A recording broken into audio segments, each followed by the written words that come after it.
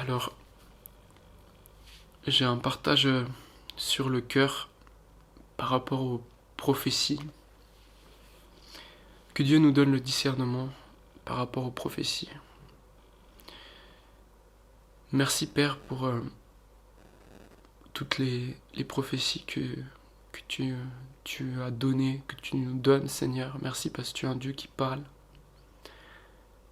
Merci Seigneur, donne-nous le discernement Seigneur. Donne-nous le discernement à la lumière de ta parole, de vraiment savoir ce qui vient de toi Seigneur. Je te prie, ouvre les yeux de ton peuple Seigneur. Bénis ton peuple Seigneur par ta parole. Au nom de Jésus, Amen. Alors, voilà, je voulais lire un chapitre de la Bible dans Ézéchiel.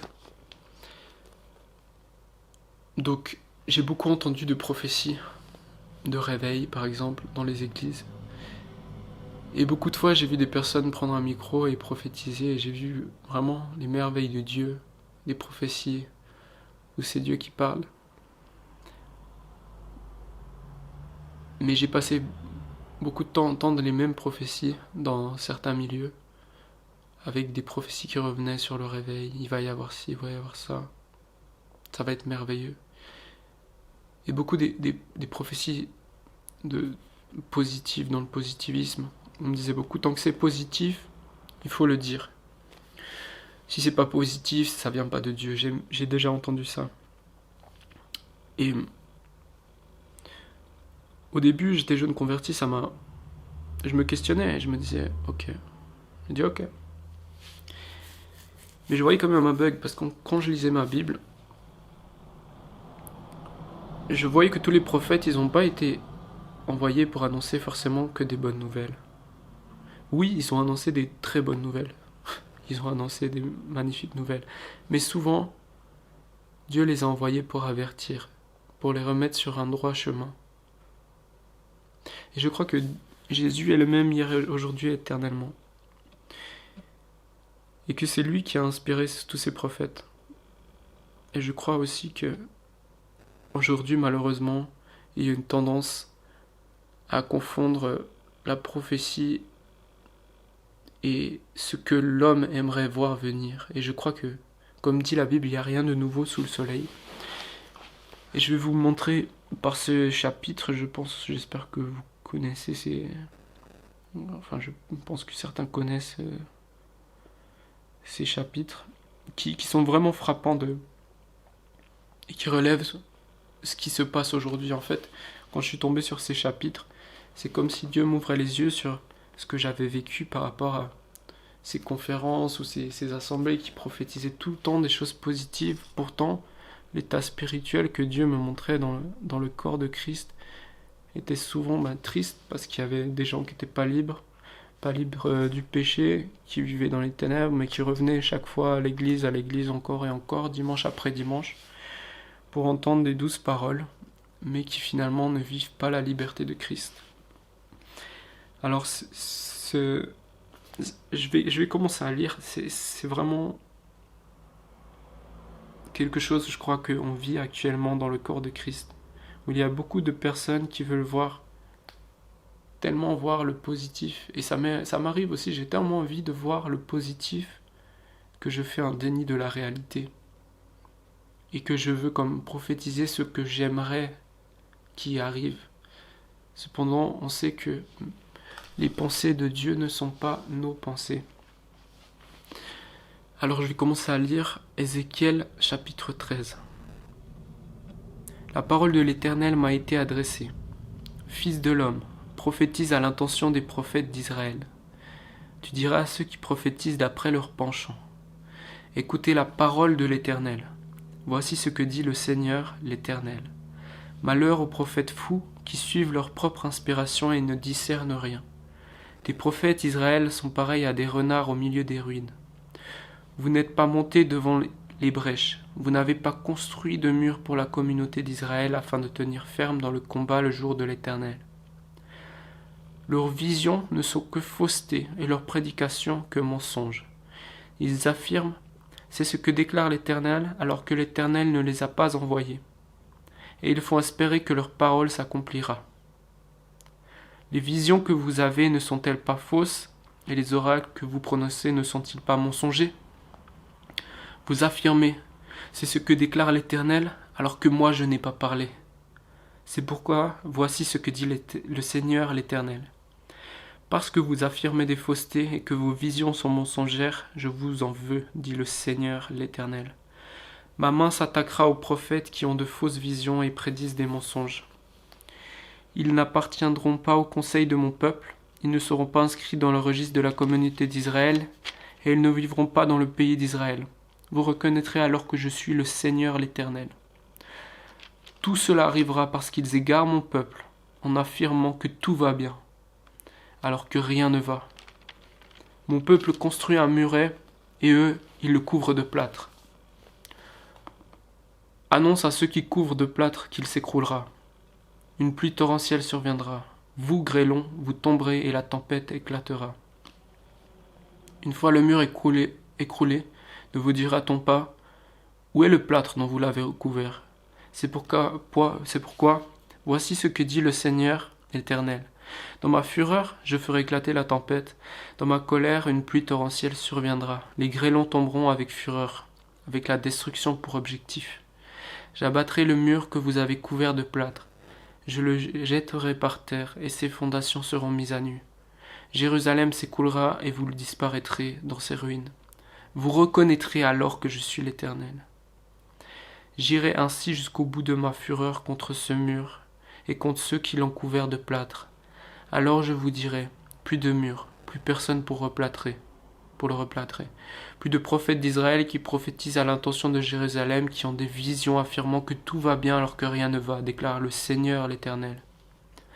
Quant à toi, fils de l'homme, tourne ton visage vers les filles de ton peuple qui prophétisent d'après leur penchant, et prophétisent contre elles.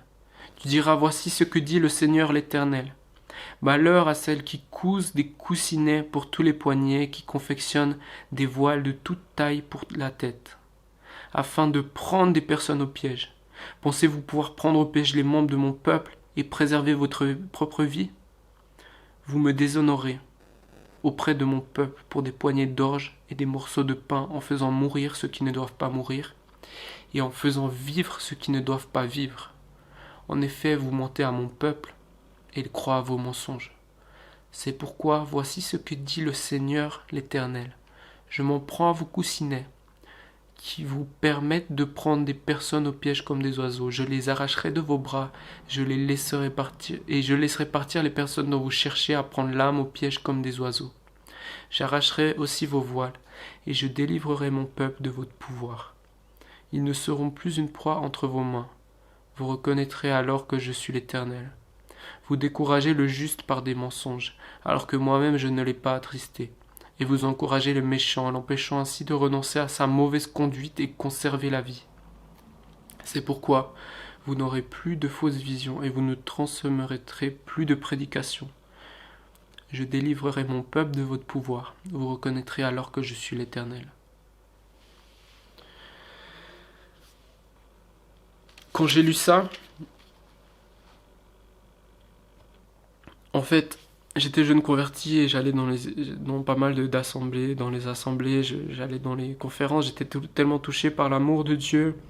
Je voulais vivre cette église, le corps de Christ, dans toute sa profondeur. Et j'ai commencé à entendre beaucoup de prophéties, toujours positives. Mais la réalité de ce que je voyais dans l'église était différente de ce que j'entendais prophétiser. Et j'entendais beaucoup, quand ils parlent de ces murs-là qui construisent et qui mettent du plâtre dessus, j'entendais beaucoup de prophéties, Dieu va bénir ce ministère, Dieu va créer ci, Dieu va faire ça. Mais pourtant, quelques années après, je vois les finances ne suivent pas. Pourtant, quelques années après, je vois les murs s'effondrer. Et je me disais bien que je sentais que quelque chose n'allait pas. Mais souvent on a essayé de me faire taire. Me dire mais non, dis pas ça. Et je crois que beaucoup de gens, Dieu leur donne de voir ça dans l'église. Mais beaucoup ont peur d'en parler en fait. Beaucoup ont peur de parler de ce qui se passe réellement. Et ces fausses prophéties, comme Dieu le dit, je ne les ai pas envoyées. Et au début, j'avais peur de juger. Mais il s'est avéré, parce que j'étais jeune converti, mais il s'est avéré que quand j'ai vu le mur s'effondrer, je me disais, oui, c'est bien le Seigneur qui a parlé. C'est bien le Seigneur qui m'a parlé. C'était des fausses oracles, des fausses visions, des fausses prédications. C'est ce que désirerait voir l'homme pour son idéal de ce qu'est sa compréhension de l'Église, ce qu'est sa compréhension du ministère. Et il veut le parler en déclarant que c'est Dieu, alors que Dieu a envie de dire le contraire. Dieu a envie de dire, non, sortez de là, c'est pas moi qui ai construit ça, sortez de là. Vous faites fausse route. Et sauf que, quelle est la réaction des gens face aux vrais prophètes? On le lit dans la Bible, hein, les prophètes, ils étaient rejetés. Jérémie s'est fait jeter dans un puits, ou une citerne, je sais plus. Et le Seigneur lui-même nous dit, toi Israël, qui tu t'es prophète. Et on sait dans la Bible qu'il n'y a rien de nouveau sous le soleil. Donc, souvent le peuple de Dieu, il aime se réjouir de ce qu'il a construit de ses propres mains, comme quand il a construit le veau d'or, il s'est réjoui. Et on a construit une idole qui est le ministère, qui est l'Église, et on veut se réjouir. Mais on ne veut pas obéir au Seigneur, faire des disciples, aller annoncer la bonne nouvelle, délivrer les captifs, guérir les malades. Ça nous demande de sortir d'une zone de confort. Alors on préfère avoir notre idole de notre ministère, de notre Église, et prophétiser que Dieu va bénir. Et on croit qu'on parle de la parole de Dieu, mais en fait, on court à notre propre perte, à notre propre ruine. Et ces paroles, elles sont dures. Mais je crois que c'est une réalité. Parce que c'est Dieu qui parle, c'est pas moi. Est-ce que ça veut dire que moi je suis parfait? Est-ce que j'ai jamais fait ces erreurs? Non, pardon Seigneur. Pardon Seigneur. Et fais grâce à ton peuple, Seigneur. Ouvre les yeux de ton peuple, Seigneur. Que tout ce qui n'est pas construit de ta main, tu ouvres les yeux de tes enfants pour qu'ils puissent voir que c'est pas toi qui l'as construit. Et que tu puisses ramener ton peuple à vivre vraiment les bénédictions que tu l'appelles à vivre. Ce qui m'a beaucoup parlé aussi dans ces versets,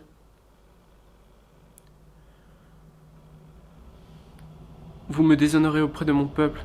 Donc au verset 19, vous me déshonorez auprès de mon peuple pour des poignées d'orge et des morceaux de pain en faisant mourir ceux qui ne doivent pas mourir et en faisant vivre ceux qui ne doivent pas vivre. Faire vivre ceux qui ne doivent pas vivre, ça me parle beaucoup. J'ai beaucoup vu dans les églises des gens dire, on a tellement peur de dire l'évangile, de parler du péché, de parler de la réalité de l'évangile, de la sainteté de Dieu, qu'on fait des fous convertis. On caresse les gens, déjà c'est de la manipulation, on essaye de leur vendre un évangile pour des poignées d'orge, des morceaux de pain, on leur vend un faux évangile, un évangile de Dieu te bénit.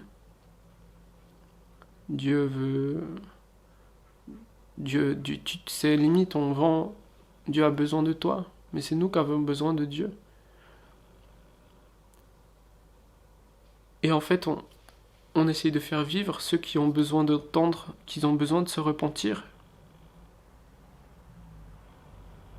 Vous découragez les justes, au verset 22, par des mensonges, alors que moi-même, je ne l'ai pas attristé. Et vous encouragez le méchant, l'empêchant ainsi de renoncer à sa mauvaise conduite et de conserver la vie.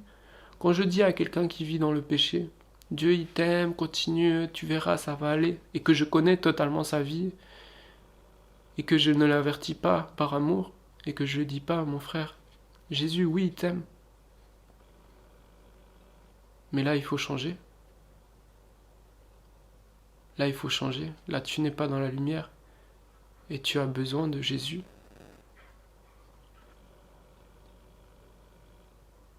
Qu'est-ce qu'on est en train de faire? Qu'est-ce qu'on aime le plus? Et je me parle à moi-même. Est-ce que j'aime plus le regard des hommes ou le regard de Dieu?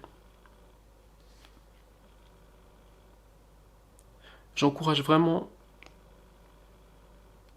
tous ceux qui écoutent de lire pour vous-même Ézéchiel 13, chapitre 13.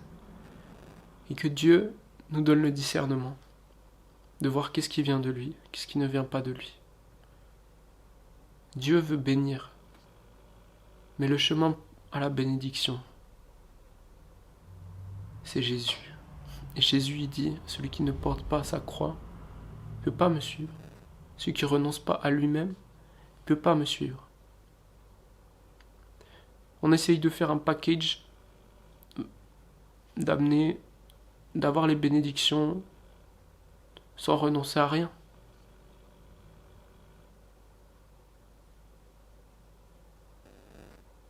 Et ça, mes amis, c'est pas l'évangile.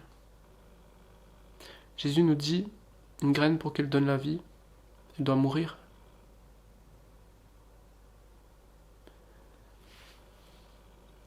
Merci Père pour ta parole qui est merveilleuse. Merci Père parce que ces paroles, bien qu'elles soient dures, on peut voir vraiment ton amour, Seigneur. Ton amour pour ton peuple, ton amour pour les perdus. Ton amour pour l'Église, Seigneur. Et je te prie, Père, parle-nous, continue à parler à ton peuple. Donne-nous le discernement, Seigneur, de recevoir vraiment ce qui vient de toi et de prendre position pour toi, Seigneur. De ne pas avoir honte de ton nom, de ne pas avoir honte de qui tu es, de pouvoir être dans la joie des enfants de lumière, qui marchent dans la justice, dans la crainte de Dieu. Merci Seigneur vraiment pour ton amour. Je te prie que tu gardes nos cœurs de tout jugement, Seigneur. Mais pardonne-nous, Seigneur, en tant que corps, pardonne-nous, pardonne ton Église, et ouvre-nous les yeux, on a besoin de ta grâce, on a besoin de... Tu ouvres nos yeux, Seigneur. Et donne-nous le discernement, donne-nous l'amour de se dire la vérité les uns aux autres, mais sans jugement, car c'est toi qui juges, Seigneur. Mais donne-nous l'audace de se tenir à la brèche et de dire la vérité. Peu importe ce que pensent les hommes, Seigneur. Merci Jésus et que ton nom soit glorifié dans ton corps, dans ton Église. Et que je te prie que tu nous purifies encore, Seigneur. Et merci pour cette parole que tu dis. Celui qui possède cette espérance se purifie comme lui-même est pur. Merci pour l'espérance qu'on a en toi, Seigneur. Et bénis tous ceux qui ont écouté cette vidéo en ton nom puissant, Jésus. Amen.